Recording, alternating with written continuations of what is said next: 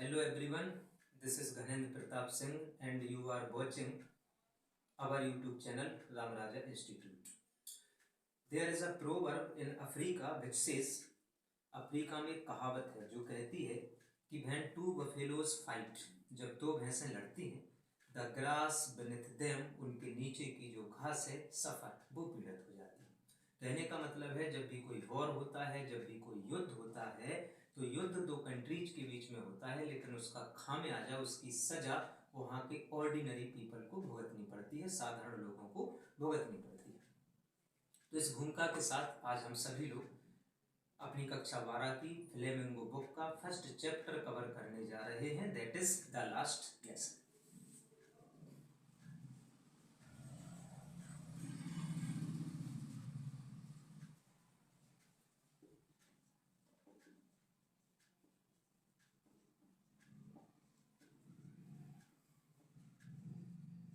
कक्षा 12 की जो बुक है हमारी फ्लेमिंगो, उसका पहला चैप्टर है द लास्ट लेसन। आज हम लोग इसको कवर करेंगे।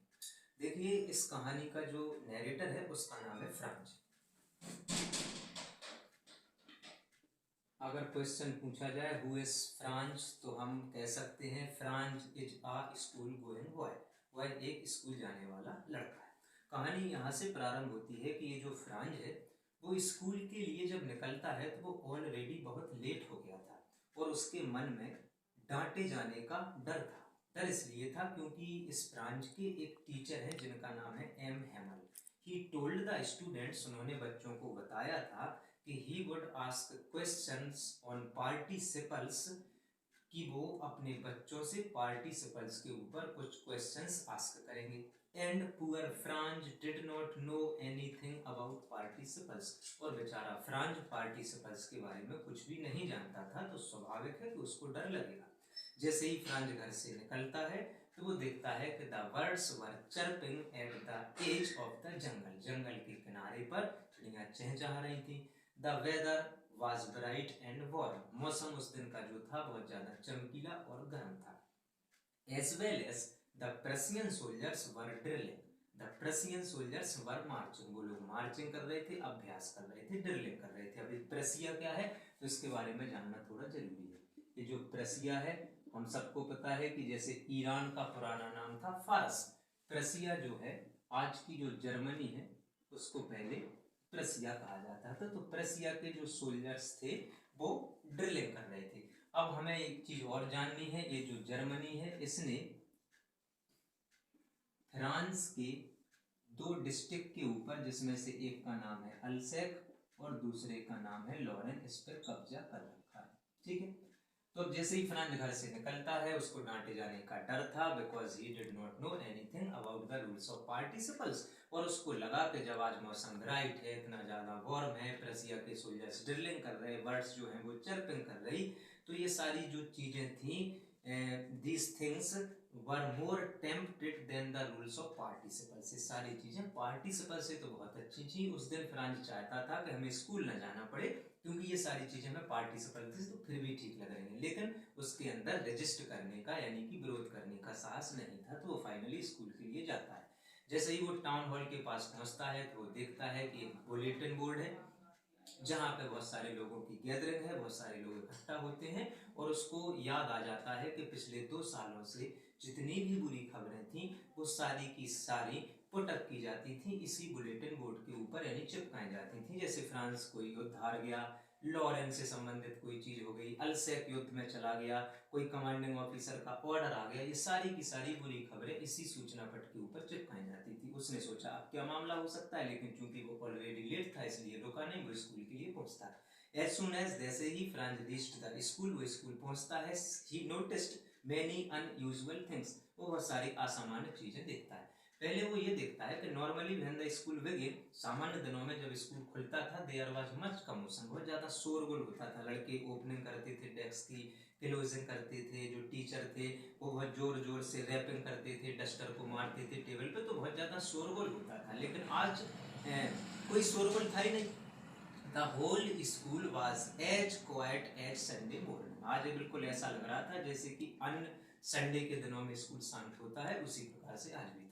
अच्छा, दूसरी उसने जो चीज देखी, his teacher M Hamel had his ceremonial cloth. उनके टीचर एम हेमल ने आज अपने सेरेमोनियल यानी विशेष कपड़े, त्योहारों के अवसर पर पहनने वाले कपड़े पहन रखे थे, which he never wore, जिसको वो कभी नहीं पहनते थे, एक्सेप्ट द प्राइस डेज और इंस्पेक्शन डेज। यानी उन कपड़ों को या तो एम हेमल जी प्राइस डेज पर पहनते थे या फिर इंस्पेक्शन डेज पर पहना करते थे। लेकिन आज ना तो कोई इंस्पेक्शन डे था ना कोई प्राइस डेज था, तो फ्रांस थोड़ा सरप्राइज होता है। The most surprising things was, सबसे ज्यादा आश्चर्यचकित करने वाली बात ये थी कि the village elders were sitting quietly on the back benches. पीछे की जो सीटें थी जो सामान्य दिनों में खाली होती थी क्लासरूम की, वहां पर आज गांव के बूढ़े बुजुर्ग लोग बैठे हुए थे। ठीक है, असामान्य बात है, अनयूजुअल थिंग्स है। इतने में एम हेमल आते हैं और वो बच्चों को बताते हैं कि an order that had come from Berlin, एक आदेश जो कि जर्मनी की राजधानी बर्लिन से आया है। इट स्टेटेड दैट, ये बताता है कि only German would be taught in the schools of Alsace and Lorraine, यानी कि कल से अल्सेक और लोरेन के जितने भी स्कूल्स हैं उसमें जर्मनी भाषा पढ़ाई जाएगी, जर्मन लैंग्वेज टॉट की जाएगी, और जो फ्रेंच लैंग्वेज है उसकी टीचिंग बंद कर दी जाएगी। So this is your last French lesson, इसलिए वो बताते हैं कि आज तुम्हारा जो पाठ है वो अंतिम पाठ होगा फ्रांसीसी भाषा का। जैसे ही फ्रांसिस को सुनता है वो बहुत ज्यादा सैड और डिसअपॉइंटेड हो जाता है, क्योंकि वो अपनी भाषा के बारे में ज्यादा कुछ नहीं जानता था। अब उनके टीचर एम हेमल जी बताते हैं कि देखो अल्सेक के जो लोग हैं ना, उनके साथ यही प्रॉब्लम है कि वो चीजों को कल के लिए छोड़ देते हैं। अच्छा, हमें वो बताते हैं कि अगर तुम लोग अपनी मदर टंग, अपनी मदर लैंग्वेज अच्छे से नहीं सीख पाए तो इसके लिए केवल तुम लोग जिम्मेदार नहीं हो। वो कहते हैं मैं भी जिम्मेदार हूँ, क्योंकि कभी कभी क्या मैं तुम्हें छुट्टी नहीं दे दिया करता था जब मुझे फिशिंग के लिए जाना होता था? क्या कभी कभार मैं आप लोगों से ये नहीं कह देता था कि जाओ हमारे पेड़ पौधों को वाटरिंग कर दो, उसमें पानी लगा दो, है ना?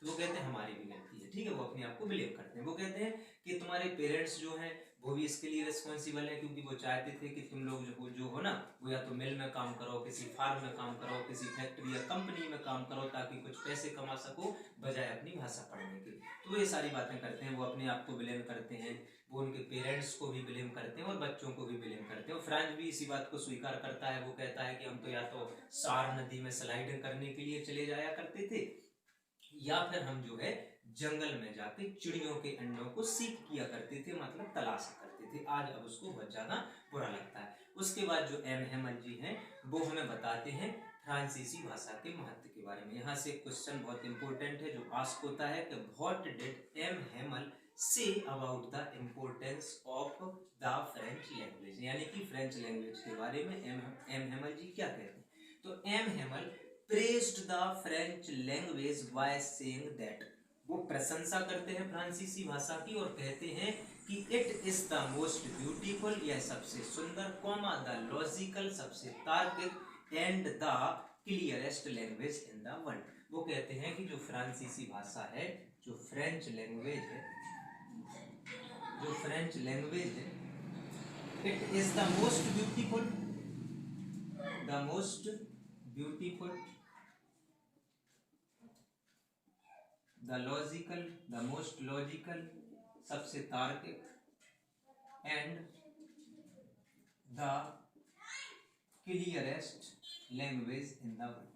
वो कहते हैं कि जो फ्रांसीसी भाषा है वो संसार की सबसे सुंदर, सबसे तार्किक और सबसे स्पष्ट भाषा है। सो इसलिए वी शुड गार्ड इट, हमें इसकी सुरक्षा करनी चाहिए, and we should learn it, हमें इसको सीखना चाहिए। और वो एक चीज और बताते हैं कि जो भी लोग हैं अगर वो अपनी मातृभाषा अच्छे से जानते हैं, उसको होल्ड करके रखते हैं, तो कोई भी उनको गुलाम नहीं बना सकता है। उसके बाद वो इस चीज पर भी बात करते हैं कि हमें किस प्रकार से अपनी भाषा को बचा कर रखना है। और उसके बाद जो फ्रांस है उसको बहुत ज्यादा बुरा लगने लगता है कि वो अपनी अब मदर टंग को दोबारा से नहीं सीख पाया। अच्छा, यहाँ पे क्वेश्चन और आस्क होता है कि why were the village elders were sitting quietly on the back benches, क्यों बैठे हुए थे चुपचाप पीछे की सीटों पे? तो हमें लिखना है they had come to show their respect and gratitude towards his teacher M Hamel as well as their mother tongue. वो अपनी मातृभाषा के प्रति और अपने टीचर के प्रति अपना सम्मान और ग्रेटिट्यूड यानी कि आभार व्यक्त करने के लिए आए थे। क्योंकि यहाँ पे जो हमारा मेन कैरेक्टर है एम हेमल, इनके बारे में थोड़ी हमें एक चीज जाननी है। He had been teaching French language in the school of Alsace for 40 years. वो 40 सालों से बच्चों को अल्सेक के स्कूल में फ्रांसीसी भाषा पढ़ा रहे थे। फ्रांज के बारे में हमने जाना, फ्रांज कौन है, who is Franz? Franz is a school going boy. He did not take enough interest learning French language। वो फ्रेंच लैंग्वेज सीखने में ज़्यादा इंटरेस्ट नहीं लेता था। He liked sliding in the Saar river and seeking the birds' egg। वो चिड़ियों के अंडे खोजने को पसंद करता था, सार नदी में जाके स्लाइड करना जो है पसंद करता था। फ्रांज कहता है कि आज पता नहीं जब हम अमीर जी पढ़ा रहे तो सारी चीज़ें हमें बड़ी आसान लग रही, या तो हो सकता है कि वो जाने से पहले सारी चीजें हमें दे जाना चाहती हूँ, या फिर हो सकता है हमें पता है कि this is my last French lesson, आज हमारा फ्रांसीसी भाषा का अंतिम अध्याय है, इसलिए हमें सारी चीजें अच्छे से समझ में आ रही हैं। उसके बाद क्या होता है, एम हेमल जी इन बच्चों को छोटी छोटी कॉपीज बांटते हैं, जिसमें कहीं पे फ्रांस, अल्सेक फ्रांस, कहीं पे फ्रांस, लॉरेन फ्रांस, ऐसी सारी चीजें लिखी हुई थी। तभी जब ये लोग अपना काम कर रहे होते हैं, बिल्कुल चारों तरफ पिन ड्रॉप साइलेंस था, तो छत के ऊपर कुछ कबूतर थे, वो अपने पंजों से छत को जो है स्क्रैच कर रहे थे, उसको खुरच रहे थे। तो फ्रांज मन में सोचता है कि ये जो जर्मन वाले लोग हैं, जो रसिया के सोल्जर्स हैं, क्या वो इन कबूतरों को भी जर्मनी भाषा में दबवाएंगे क्या? यानी उसका कहने का मतलब है कि कोई भी भाषा हम स्वाभाविक रूप से सीखते हैं, ना कि किसी के दबाव की वजह से सीखते हैं। तभी चर्च की घड़ी ने 12 बजा दिए। आगे क्या होता है, then M Hamel took a piece of chalk. वो एक चॉक का पीस उठाते हैं, ब्लैक बोर्ड की तरफ वो टर्न आउट करते हैं, और बिग एंड कैपिटल लेटर्स में वो लिखते हैं विवेला फ्रांस, विवेला फ्रांस, विच मीन्स, जिसका मतलब होता है, which means live long France, जिसका मतलब होता है कि फ्रांस जिंदाबाद रहे। उसके बाद वो अपना सिर उसी ब्लैक बोर्ड से टिका लेते हैं और एक गेस्चर करते हैं, मतलब इशारा करते हैं। वो कहते हैं कि the lesson is complete, school is dismissed, you may go, school खत्म होता है और तुम जा सकते हो। तो इस जो लास्ट लेसन है उसके बारे में आप समझ गए होंगे। यहाँ पर लास्ट लेसन का मतलब था फ्रांसीसी भाषा का अंतिम अध्याय, यानी कि इस लेसन में हमने पढ़ा है कि किस प्रकार से जब एक कंट्री दूसरी कंट्री के ऊपर जो है अधिकार कर लेती है, तो वो अपनी कल्चर को, अपनी संस्कृति को, अपनी भाषा को उस पर थोपने का, इम्पोज करने का प्रयास करती है। तो एम हेमल जी के बारे में हमने जान लिया। He is a true Frenchman, वह एक असली फ्रांसीसी व्यक्ति हैं। ही लव्ड हिज नेशन, वो अपने देश से प्रेम करते थे, as well as his mother tongue, अपनी मातृभाषा से भी जो है प्रेम करते थे। And he had been teaching French language in the school of Alsace for 40 years. Franz के बारे में हम जान चुके हैं, Franz is a school going boy. He did not take enough interest in learning French language. He loved seeking words and sliding in the Saar river. गांव वाले पीछे क्यों बैठे थे? क्योंकि वो अपनी मातृभाषा के प्रति, अपने टीचर के प्रति आभार व्यक्त करने के लिए आए थे। एक क्वेश्चन पूछा जाता है कि फ्रांज ने कौन कौन सी अनयूजुअल चीजें वहां पे नोटिस की थी। तो first he saw that the whole school was strange, है ना, the school was as quite as Sunday morning.